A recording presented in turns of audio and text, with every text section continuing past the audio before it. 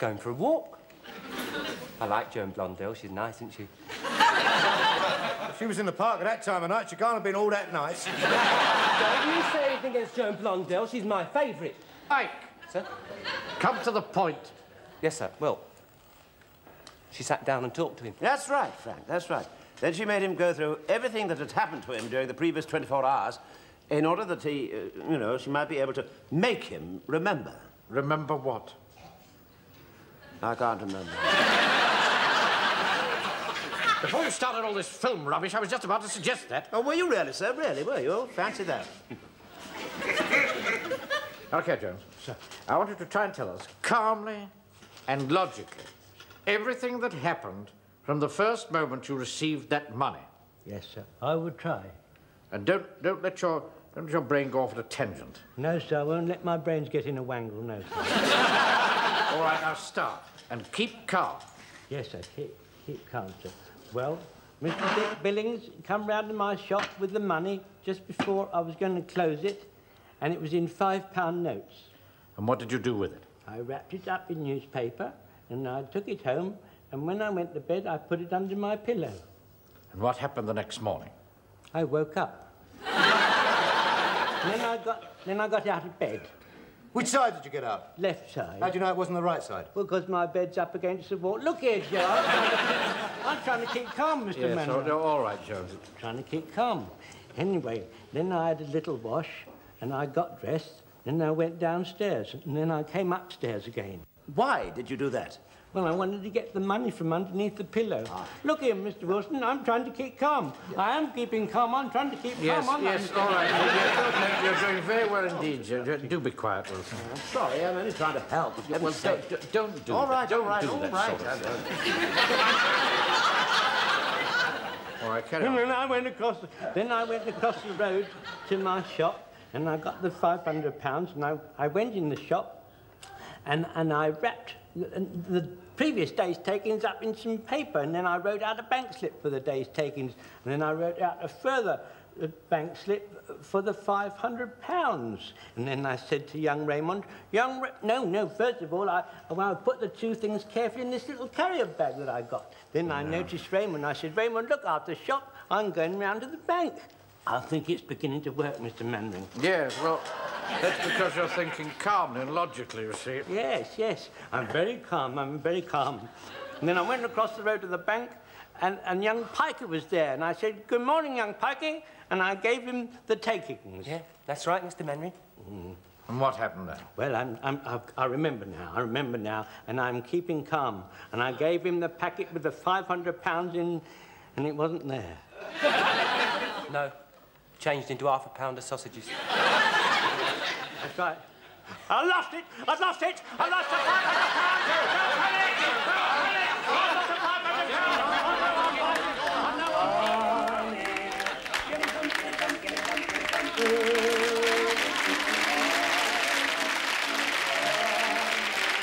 I'll remember where I put it. I know I remember where I put it. I know I will. Yeah, Jonesy. No. Yeah, don't do that, you silly old duffer. Oh, sorry, Joe. I've only brought you a cup of char. Oh, thanks very much. I'm sorry about that, Joe. Here, Joe. You haven't got a cigarette, have you? Well, you've had 2 packets already. Oh, sorry, Joe. I'm sorry about that. I just can't help it. You look terrible. I feel terrible. I'm ruined, Joe. I'm ruined. I'd give anything to remember where I put that money. Hey, don't do that, Taffy. Did he Give say... me a heart attack. Did he say anything? Yes, I'd try anything, Jock. Good. Now. Come closer. When I was sailing the China Seas, I studied the art of hypnosis. Don't be daft, Taffy. It's true, man. I've hypnotized many men in my time, and I have uncovered some dark and terrible secrets. It can't fail, but I must have your cooperation. Well, if it's going to help me remember where I put the money, you have my permission to sterilize me. Now, clasp your hands together. Yeah. Put them on top of your head like that. Now, Watch closely. You are going to sleep. You are going to sleep. You are going to sleep. You can hear nothing but my voice. You can hear nothing but my voice. What can you hear? I can hear nothing but your voice.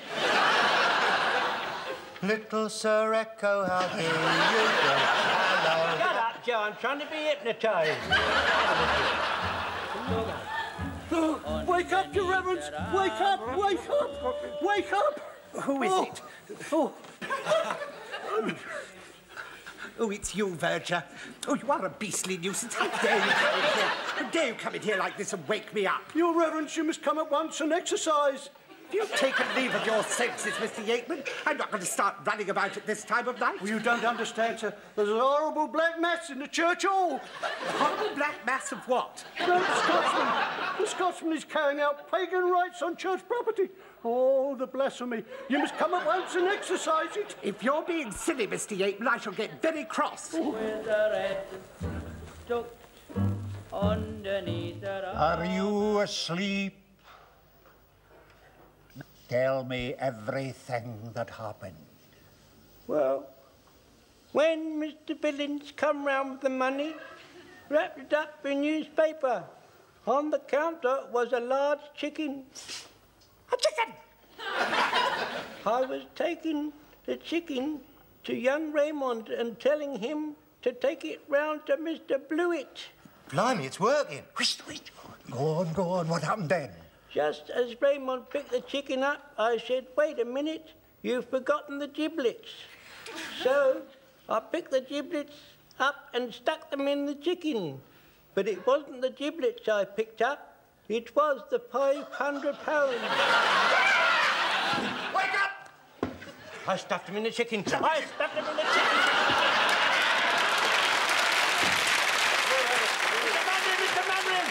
Mr. Mannering!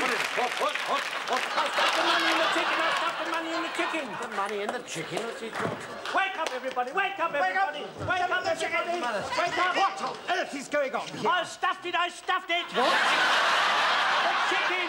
You hear that, Your Reverence? A chicken! They always use chickens for black rites. Oh, we've arrived just in time to stop something very nasty from happening. Here goes with your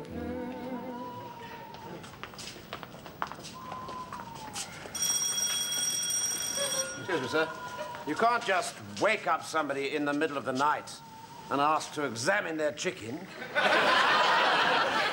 This is an emergency, Wilson. I'm going to get to the bottom of this once and for all. All right, sir. I want to thank you, Mr. Mannering, for all you've done for me. And I want you to remember that the next chicken I get in my shop, it's for you. Can my mum have a chicken as well? My sister Dolly'd like one too. Wait a minute. I'm not made of chickens. Mr. Mannering, why don't they answer the door? Look, Mr. Mannering, whatever happens, don't let him know why we want to look inside his chicken. I don't want the townspeople to know I lost the money. They might lose confidence in me. Who is it? It's me, Captain Mannering. Are the Germans landed? No, but I must speak to you urgently. Will you open the door, please?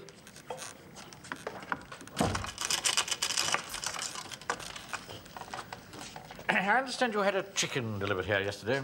Yes, that's right. Have you eaten it yet? No, and you can't have it back if that's what you want. Actually, we want to examine it. Have you got a search warrant? I don't need a search warrant. In the name of the King, I demand to examine your chicken. Well, what's the king got to do with it? It's the defence of the realm. Now, can we come in, please? No, you can't. You're not coming into my house in your hobnail boots. You wake my wife up. Oh, all right. I'll bring the chicken out. Do you really think he'll let you look inside his chicken? Oh, yes, of course. I'm a very shrewd judge in these matters.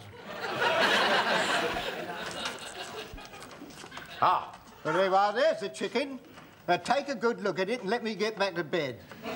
Very nice looking chicken, isn't it? Yes, it's really awfully nice, yes, lovely. Actually, you see, it isn't the outside that we want to examine, it's the inside. Well, what do you want to look inside for? Ah, well... About the money. You see, we're rather under the impression that the contents of that chicken would provide a canteen for 500 servicemen. You must be balmy. Well, the only way you could do that would be make soup out of it. No, you don't understand. And even then, it'd be very watery soup, and you'd only get an egg cup full each. Look, I must examine this chicken. It's a matter of life and death. Right, hold it, Wilson. Right, sir. But my wife's only just stuffed it. But I think we shall have to unstuff it. It's still all sewn up, you see, sir. Yes, cut it open with a bayonet. God. Right, sir. Right, sir. Walker, Pike, bring your torches along. See what we're doing. I'm not very happy about this. Don't you worry, Mr. Brewer, don't you worry. We'll have it back exactly in the same way that we found it. Put those lights out! Put those bloody lights out! What's going on here? Well, you may well ask. They knocked me up at 2:30 in the morning, want to take the stuffing out of my chicken and say it's for the king. You've gone out of your mind, Mannering. Oh, just clear off, will you? This is a military matter. Don't you tell me to clear off, mate. Go on, Hal. It's open, Mr. Mannering. Right. Hold on. Put your hands out, everybody. Hey, you'll get bits all over that. I don't want a lot of fluff mixed up with my stuffing. Don't worry, it's best quality army issue gloves. Look, what's he doing with a great big chicken like that anyway? I don't get any chickens. Look here, if you must know, that's Mr. Blewett's golden anniversary, and I had it sent round to him special. Have you found it, Mr. Mannering? That torch. I'm afraid it's empty, Jones. What? Oh, no. I'm ruined. I'm ruined. Oh. Well, don't all look at me. It's not my fault. Come on, get it back. Put it in.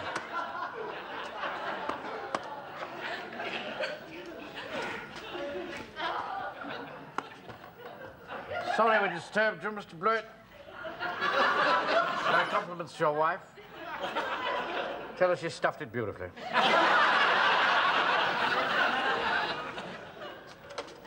Mr. Mannering? Yes. Could I have my glove back, please? You stupid boy.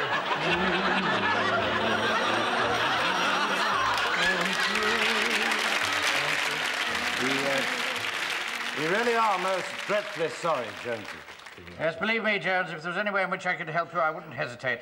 You could always lend him the money, Mr. Mannering. Be quiet. Right.